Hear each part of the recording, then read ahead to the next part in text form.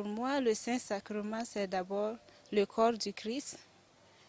Ce sacrement qu'il a institué d'ailleurs le jeudi saint et ce corps qu'il a livré pour nous le vendredi. Voilà. Et c'est ce corps que nous continuons de recevoir pendant l'Eucharistie et nous adorons aussi le Seigneur à travers la Sainte Communion qui est l'Eucharistie aussi. C'est ça le Saint-Sacrement pour moi. Le Seigneur qui est présent dans ce pain et qui veut aussi notre attention. Donc, pour moi, c'est ça le Saint-Sacrement.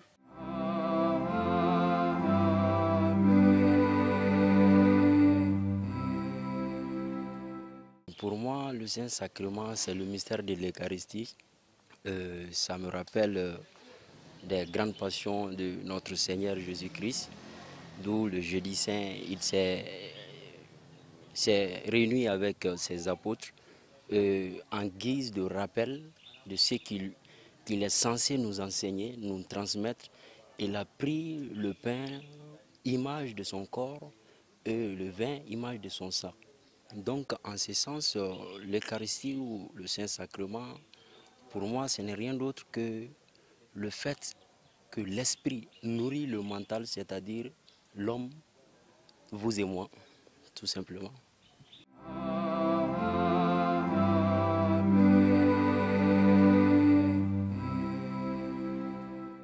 Au nom du Père, du Fils et du Saint-Esprit. Amen. Très chers frères et sœurs en Christ et en humanité, bonjour et bienvenue sur notre émission Sur le chemin du Seigneur.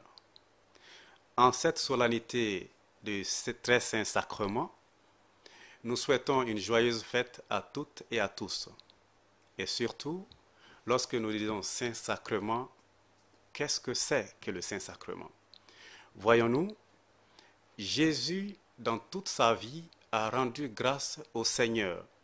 Et effectivement, le soir où il fut livré, lorsqu'il était avec ses disciples, Jésus prit du pain et il rendit grâce. Puis il prit aussi du vin et il rendit grâce. D'où nous parlons d'Eucharistie. L'Eucharistie, c'est l'action de grâce. Et nous, chrétiens, de par notre baptême, nous sommes purifiés et sanctifiés et toute notre vie, c'est de nous préparer à la sainteté. Alors, l'Eucharistie, c'est l'action de grâce. D'où lorsque nous disons le Saint-Sacrement, c'est quoi? Eh bien, effectivement, c'est l'action de grâce. Et toute notre vie doit être une action de grâce. Effectivement aussi, Jésus nous l'a dit, faites ceci en mémoire de moi. Et c'est ce que chaque jour, nos oints qui sont les prêtres authentifient par la messe. Et chaque jour, nous verrons que dans chaque église, nous avons le tabernacle. Effectivement, donc à chaque entrée dans une église, il y a la présence du Seigneur. C'est un lieu saint, comme nous le disons. Et alors, nous avons le Saint-Sacrement dans chaque église, mes chers frères et sœurs. Que toute notre vie soit une action de grâce, déjà par notre baptême. Et n'oublions pas une chose, le Saint-Sacrement, c'est Jésus lui-même en personne. D'où lorsque nous disons c'est qui? Eh bien c'est Jésus lui-même. Et puisque nous avons dit que nous mettrons nos pas dans les pas de Christ, lorsque nous rentrons dans chaque église, que nous mettons dans notre tête qu'il y a le Saint-Sacrement dans le tabernacle. D'où déjà nous disons à tous les choristes, à tous les enfants de chœur et à tous ceux qui viennent faire des réunions, que quand nous rentrons dans l'église, nous sommes déjà en action de grâce, nous sommes joyeux, c'est très bien, mais ne nous amusons pas dans le lieu saint parce qu'il y a Dieu qui y réside. Lorsque nous faisons nos répétitions, nous sommes joyeux entre nous, nous pouvons faire des accolades, nous pouvons nous saluer, mais dans le respect du Saint-Sacrement. Et surtout les enfants de chœur, lorsque nous venons faire nos répétitions, c'est vrai qu'être enfant, c'est bien, parce que nous sommes tous des enfants de Dieu, mais que nos parents aussi apprennent à nos enfants que lorsqu'on rentre dans une église, il y a le tabernacle où réside le Saint-Sacrement. Toute notre vie est sacrée. Lorsque nous prenons le Saint-Sacrement comme une nourriture, d'où nous parlons de communion, effectivement, il faut retenir quelque chose de très important, mes chers frères et sœurs. Lorsque nous disons nous rendons grâce à Dieu, c'est magnifique. Sauf que tout commence par Jésus qui dit qu'il est le pain et le vin, d'où le pain de vie éternelle. Nous venons en église, c'est pour se partager le corps et le sang de Christ de façon humaine, si on veut prendre le mot grammaticalement. Mais Dieu habite en nous et nous avec Jésus. Alors, ce qu'il y a de plus important à comprendre, c'est que lorsque le prêtre commence la messe, nous avons le pain qui n'est pas encore corps et sang de Christ. Et lorsqu'il est fabriqué de façon spéciale, en morceaux que nous recevons tous les jours, on appelle ça l'hostie. C'est seulement lorsque le prêtre bénit et sanctifie ce pain transformé en hostie qu'il devient corps et sang de Christ. Et voyez-vous, c'est tellement magnifique que d'ailleurs, c'est là où nous devons retenir quelque chose de très important. Voyez-vous, nous parlons des 3 sacrements de l'initiation chrétienne. Et nous le savons même dans nos cultures, avant d'être initiés, nous ne sommes pas d'abord matures. Alors, recevoir les 3 sacrements de l'initiation chrétienne, cela signifie que nous sommes humainement matures et spirituellement matures. D'où nous venons de célébrer il y a quelques jours les premières communions de nos enfants que nous avons trouvés matures spirituellement. Ceci pour dire quoi? Que le baptême étant la porte d'entrée dans l'église communion fraternelle enfant de Dieu, il y a la communion qui vient. Et la communion, c'est le Saint-Sacrement. Lorsqu'on le reçoit, on le vit, on a Dieu qui habite en nous. Donc, ce n'est pas dans l'église que nous vivons la messe en réalité, c'est à la fin de la messe que nous commençons à vivre réellement la messe parce que nous avons le Saint-Sacrement en nous. Et une anecdote que je vais vous donner, croyez-moi sur parole, et sur mon baptême, qu'il y a des moments où je m'entête à aller prendre la communion, le Saint-Sacrement, et à chaque fois que j'ose le faire, il manque toujours un morceau à la communion. Il y a des moments où je vais jouer de la ruse, et croyez-moi, peu importe ce que je fais, lorsque le prêtre me tend la communion, il manque toujours un petit morceau. Et là, je me dis, honnêtement, cette situation, elle est sûre. Et quand je refais un rétrograde dans ma vie, je me rends compte effectivement qu'il faut que je répare quelque chose avant de toucher le corps et le sang du Christ. Sauf que dans ma foi chrétienne, moi aussi je me dis qu'il me manque quelque chose et si je reçois le corps du Christ, je serai guéri. Et d'ailleurs nous le disons avant de prendre la communion, Seigneur, je ne suis pas digne de te recevoir, mais dis seulement une parole et je serai guéri. Donc voici souvent ces situations qui poussent certains d'entre nous les chrétiens à nous entêter à aller quand même prendre le Saint-Sacrement. Parce qu'il est saint et un corps impur ne devrait pas toucher le Saint-Sacrement. Sauf que puisqu'il nous guérit aussi, certains d'entre nous avons notre raison personnelle de toucher le Saint-Sacrement. Et nous espérons que Dieu, depuis le Kyrie au début de la messe, nous comprend et nous pardonne aussi, puisque nous sommes en action de grâce. Tanto ergo sacramentum venerem cernui, et antiquum documentum nova cedat ritui, prestetile supplementum sensum defere.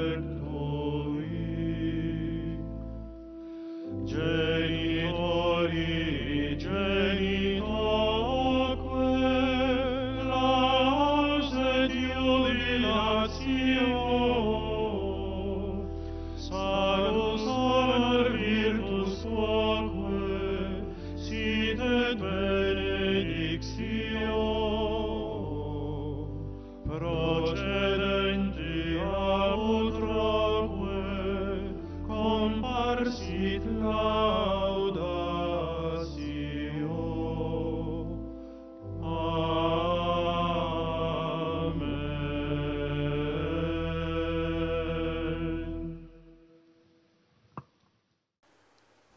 Frères et sœurs, le Saint-Sacrement est une nourriture humaine et spirituelle.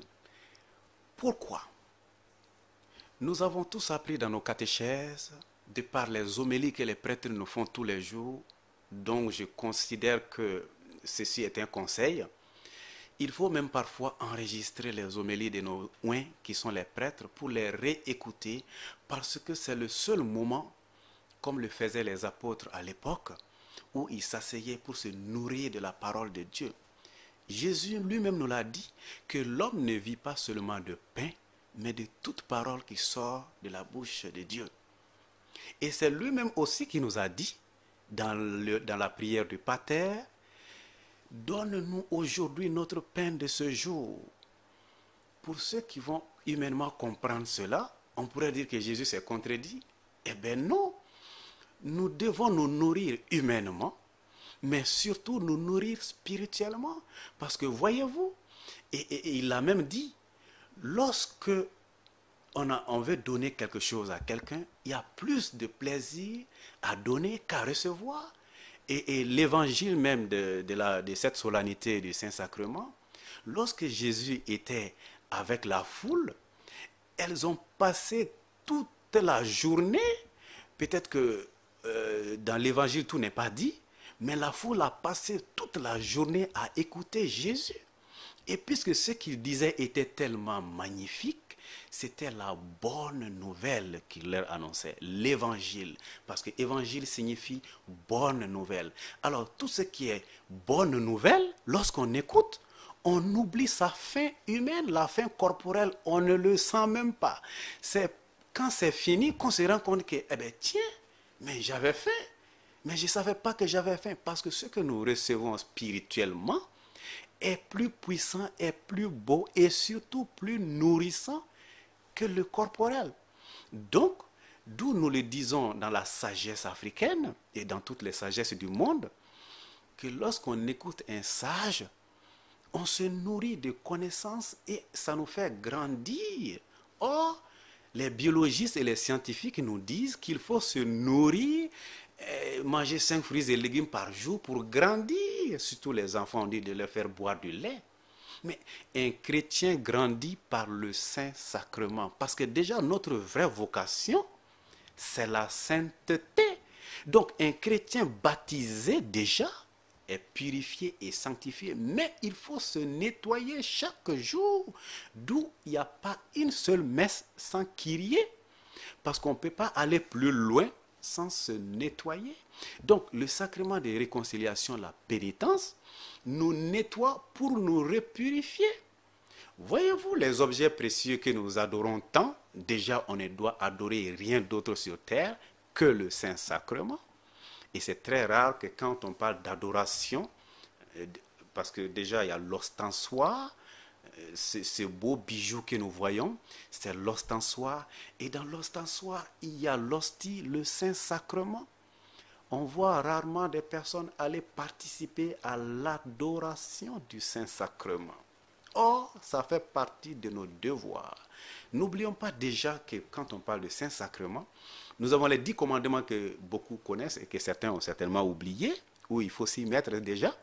Mais n'oublions pas les 5 commandements de l'Église, mes chers frères et sœurs. Et je ne vais pas vous les donner ici sur le plateau, sur le chemin du Seigneur. À la fin de cette émission, que chacun commence à chercher quels sont les 5 commandements de l'Église. C'est très intéressant. Parce que dans les 5 commandements de l'Église, il y a la participation à la messe. Et qui dit messe, dit Eucharistie. Et qui dit Eucharistie, dit action de grâce. Et qui dit action de grâce, dit participation à la sainteté. Donc notre première vocation sur cette terre, après notre baptême, c'est la sainteté. Et pour être saint, on connaît les conditions. Et tout ce que Jésus dit d'habitude, il n'y a rien de compliqué dedans. Tout ce qu'il dit, c'est zen et c'est en action de grâce. Il ne demande même pas de fournir des efforts. Il dit juste, soyez saints comme votre Père céleste est saint. Et comment être saint? Eh bien, c'est l'amour du prochain. Et lui-même, il a résumé les 10 commandements en seulement 2. Voyez-vous, Jésus, c'est vraiment un bon professeur. Et il y a même les grands séminaristes qui avaient fabriqué le bulletin de Jésus, où il disait qu'il était chimiste, il a transformé l'eau en vin, il est biologiste, il a fait ci, il a fait ça. Jésus, c'est un bon professeur. Alors, c'est surprenant quand même de voir des gens tout le temps sur des livres, tout le temps aller se renseigner, alors qu'il suffit juste de croire en Dieu par nos actes et pas surtout par les paroles, parce qu'il faut des preuves, et aimer son prochain comme soi-même. Il n'y a rien de compliqué en cela. Et il n'y a jamais une question posée à Jésus sans qu'il ne vous renvoie à une action de grâce. Et puisque lui-même, sur cette terre, tout ce qu'il faisait, c'était de nous annoncer la bonne nouvelle. Et la bonne nouvelle, tout ce qui est bon et tout ce qui est nouvelle, alors, c'est des actions de grâce. Que nous soyons joyeux, que nous soyons heureux et en rendant les autres heureux aussi. Nous ne pouvons pas vivre une action de grâce alors que notre prochain à côté souffre. On peut ne pas l'aider comme on veut, mais on doit l'aider comme on peut. Alors, nous aurons rempli déjà une première partie de notre baptême, parce que lorsqu'on part prendre l'Eucharistie, nous partons rendre grâce à Dieu, parce que nous disons que Dieu, il est en nous. Alors, nous pouvons dire avec fierté, je suis chrétien. Chrétien signifie disciple du Christ. Et quand on est disciple du Christ, ça veut dire déjà qu'on a le Christ en nous. Alors, notre vie doit être toujours une action de grâce.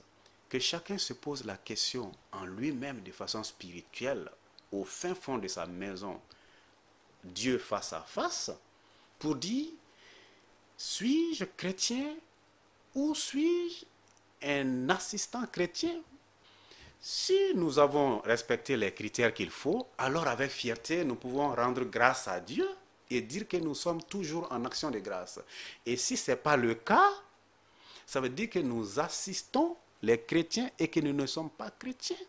Nous l'avons toujours dit, les 3 sacrement de l'initiation chrétienne dont j'avais parlé du baptême, le deuxième sacrement, c'est la communion, qui confirme que nous sommes assez matures pour comprendre la foi. Maintenant, nous avons certes les dogmes, mais c'est par le 3e sacrement qui est la confirmation, qui nous confirme que nous sommes officiellement matures et que nous sommes capables de comprendre jusqu'au dogme que effectivement, je suis disciple du Christ, que mon sacerdoce, ma vocation, mon sacerdoce, c'est la sainteté. D'autres trouvent déjà que les prêtres, les sœurs, les frères et les catéchistes sont en avance sur nous. Mais non, nous sommes au même pied d'égalité parce que leur vocation, c'est la sanctification des chrétiens. Mais d'où sortent les prêtres et les sœurs? C'est dans les familles. Donc, chacun d'entre nous devant Dieu, le chronomètre, il est à 0. Et puisque le prêtre communie, nous aussi nous communions. Et il n'a pas plus gros morceau que nous. Alors, ce n'est pas le morceau qui est le plus important. C'est ce que nous recevons. Et nous aurons compris que le Saint-Sacrement est vraiment saint. Dans l'Église, nous avons les riches, nous avons les pauvres, nous avons des forts, nous avons des faibles. Nous avons des grands, nous avons des petits. Nous avons même les beaux et les vilains, mais nous prenons tous le même morceau de pain, mais chacun, de façon spirituelle, sait que c'est le corps du Christ que nous recevons. Sinon, c'était très facile. Si on devrait vraiment parler de pain, les riches allaient avoir plus gros morceaux, les faibles certains n'allaient rien avoir. Mais puisque Dieu est tout à tous, au paradis, il n'y a pas plus grand lit. Ça, c'est le côté humain des choses. Il n'y a pas plus grand lit pour quelqu'un qui a mieux fait que l'autre. Et Jésus nous a déjà donné l'image du paradis sur terre. C'est la paix éternelle. on ne peut pas dire que sur terre nous souffrons et qu'au paradis c'est plus heureux. Le paradis se prépare sur terre. Nous sommes en stage. Et le mot liturgique que j'apprécie le plus pour vraiment étayer le Saint-Sacrement, c'est que nous sommes en pèlerinage. Certaines personnes disent que je vais au pèlerinage à Kita. Et c'est là-bas qu'ils sont très concentrés. Et même quand ils partent prendre la communion, le Saint-Sacrement, qui sont plus chrétiens. Mais non, le Saint-Sacrement n'est pas plus gros à la cathédrale qu'à l'église de Sabalibougou. Il n'est pas plus gros à Kita ou à Lourdes qu'à Chebougouni. Le Saint-Sacrement, on n'a pas dit un Saint-Sacrement, on a dit le Saint-Sacrement. D'où, lorsque nous comprenons cela, nous nous rendons compte que oui, il faut que notre vie tout entière soit une action de grâce. Et comme ça, nous sommes vraiment disciples du Christ.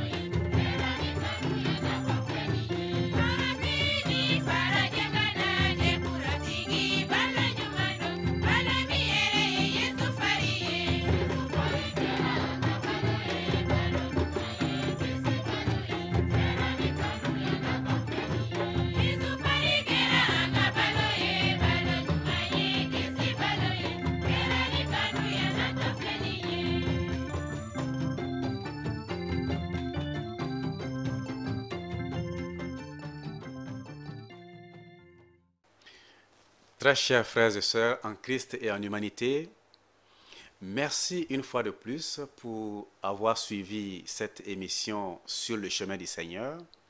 Et nous allons finir par ceci. Voyez-vous, nous participons tous à la messe qui, il faut reconnaître, est une prière parce que la messe est une prière pour ceux qui ne le savent pas. Lorsque le prêtre fait la célébration de la prière, j'aimerais attirer notre attention sur quelque chose de très spécial. Les objets liturgiques. Le calice est l'objet liturgique sacré qui contient le sang du Christ. Beaucoup de gens ne connaissent pas les noms des objets liturgiques, mais nous profitons de l'occasion puisque nous parlons du Saint-Sacrement. Alors tout ce qui est utilisé sur l'autel par le prêtre est saint, mais spécialement le calice. Le calice qui contient le sang du Christ n'est pas le ciboire. Le ciboire, il ressemble au calice, mais c'est dans le ciboire que nous avons la communion. Mais l'hostie, la grande hostie utilisée même par le célébrant pendant la messe, c'est la patène, le petit plateau rond qui est utilisé par le prêtre pour faire la célébration. C'est la patène. Mais ce que je veux que vous reteniez surtout, qui est le plus important, c'est le purificatoire. Voyez-vous, ce linge liturgique qu'utilise le prêtre, surtout après la communion pour nettoyer le calice, c'est le linge, ou, tenez-vous bien, qui est utilisé pour que le sang de Christ ne tombe pas sur l'autel. Il contient le sang de Christ. Donc, c'est un linge liturgique propre, d'où son nom même, le purificatoire. C'est très important parce que, pour ceux qui ne le savent pas, profitez de l'occasion après l'émission pour voir un peu les objets liturgiques quand même, parce que c'est bien que nous participons à la messe, mais connaissons certaines choses très simples. Et pour finir, puisque nous parlons de l'adoration du Saint-Sacrement, ce joli bijou magnifique, très aurifère que nous voyons, parfois même on a envie de s'en attribuer, c'est l'ostensoir. L'ostensoir que beaucoup voient la plupart du temps au pèlerinage à Kita vers 15h quand nous faisons l'adoration du Saint-Sacrement, c'est l'ostensoir. C'est dans l'ostensoir qu'on place l'hostie pour faire l'adoration. Donc, connaissons de temps en temps ça, c'est très important. Les couleurs liturgiques, on en a déjà parlé une fois dans nos émissions. Mais le calice, le ciboire, la patène, le purificatoire et l'ostensoir, voici déjà quelques objets liturgiques et linges liturgiques qui participent à confirmer que lorsque le pain et le vin sont transformés en corps et sang de Christ, nous sommes dans un niveau élevé, la sanctification. Sur ce, une fois de plus, joyeuse et très joyeuse fête du Saint-Sacrement à toutes et à tous, et que Dieu soit tout à tous. Pax Nobis, bon dimanche, bonne fête de la solennité du Saint-Sacrement. Merci et au revoir.